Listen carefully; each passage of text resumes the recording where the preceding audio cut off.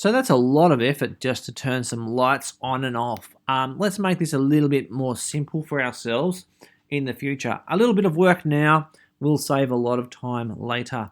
So what I need to do is I need to turn this into a custom function.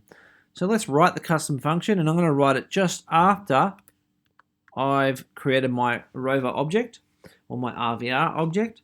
And I'm going to create that function, and the function is going to be called lights all on. It's not really strictly true because I'm changing colors, but lights all on will work fine. And I'm going to use the different channels red, green, and blue as my functions. Put the semicolon there, and this code here, I'm going to press Control X to cut it, and Control V to paste it.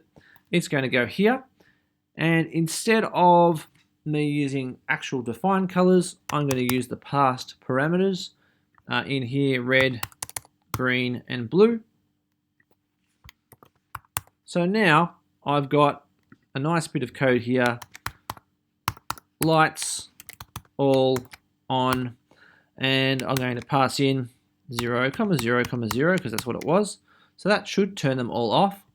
I can get rid of this one altogether, and I can say lights all on, and I'm going to make it 255, 0, 0.